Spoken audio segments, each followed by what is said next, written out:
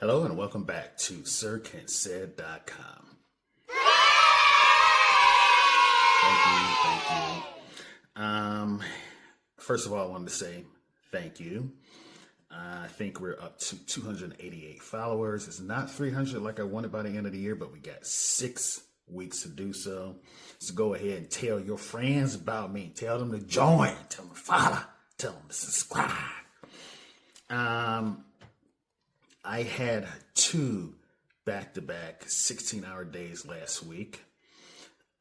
So I did not feel like going out Saturday night to go see The Running Man. So what I'm thinking of doing this Saturday is I'm going to have like a double feature day at the movie theater and go see The Running Man and Sisu 2, because those are both going to be on my best of list coming up in December. And so I need to go see both of those so I can write valid reviews on them. So yeah, those will probably not drop next week because next week is Thanksgiving. You guys are going to be with family. You're not going to be online. So I may sit on those until the following Monday. But anyway, what we're here to review today is Last Samurai Standing. This is a Netflix joint that is a 6-episode series that's going to be split in 2, kind of like Stranger Things. I don't know why Netflix is doing that. Maybe it's just to make sure people come back. I don't know. But yeah, they split it in 2. I am not going to give names because we all know how well good I am at that. I am going to throw up the spoiler alert, but I'm just going to give an overall view of what happens in this.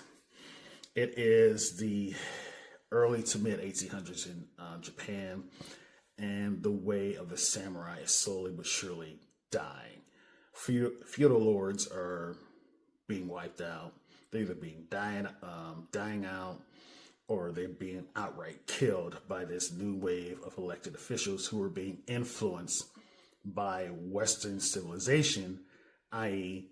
guns and cannons, which, of course, old school feudal lords in Japan and samurais cannot stand.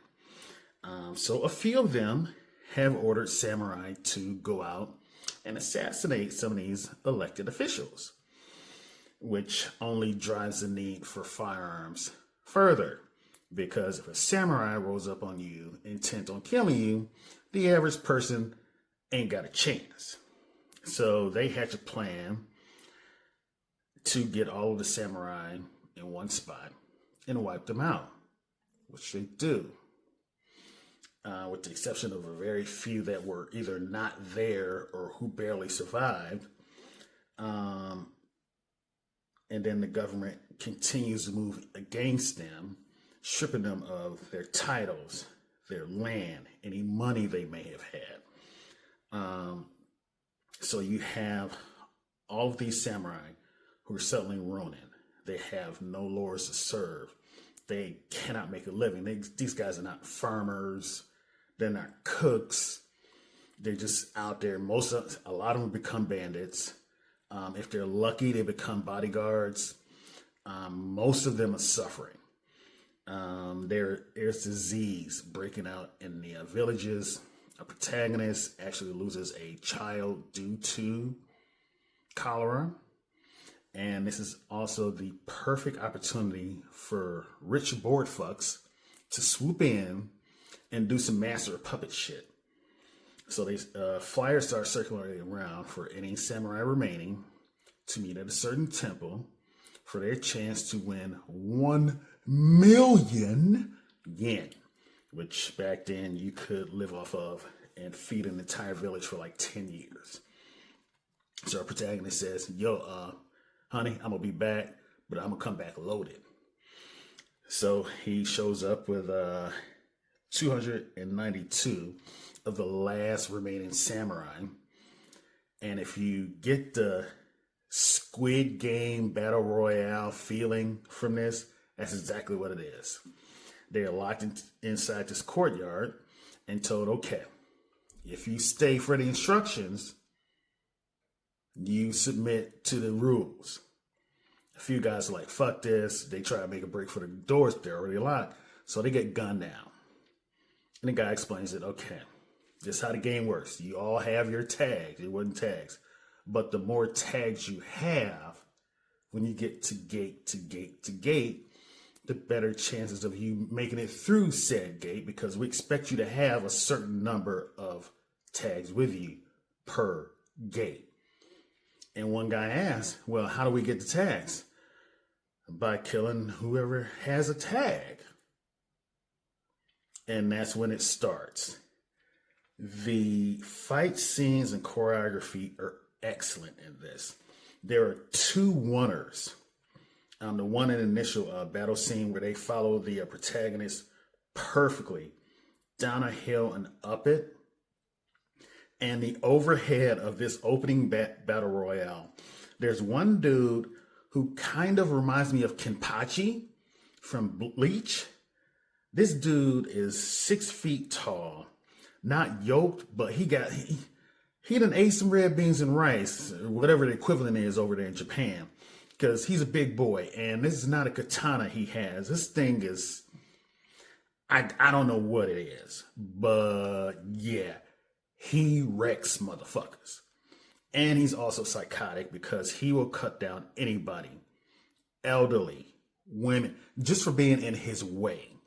And he is actually the first person to kill a guy in this field. And that's how it all starts. And there's also another bad guy who is older, who has bells on his katana. And you know the old saying, don't fuck with people over 40 because we're filled with rage. That's what this dude is. He's cutting people down 3 at a time.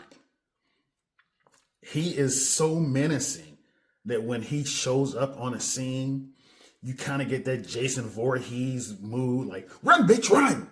So, yeah. And then there's the political aspect of it, because not only are there these rich guys who are doing this for fun, for kicks, but the police department is involved in it. And there's a governor or mayor who is involved, but not involved because he's trying to get to the bottom of it to stop it. So that's going on. Basically, it is kind of like Battle Royale, Squid Game, only very, very adult. And they take the time to really flesh out a lot of the characters, which I enjoy. And by the end of the last episode, you're invested in them. And you're angry at Netflix, like, why the fuck are you stopping this shit here? So it was a really, really good binge. I did finish it in one sitting. And I'm going to highly recommend this. And one added benefit, it's all dubbed. So it's in English, so you don't have to read it first and watch it again. So all in all, I'm going to give this, I really enjoyed it. I'm going to give it a 9 out of 10.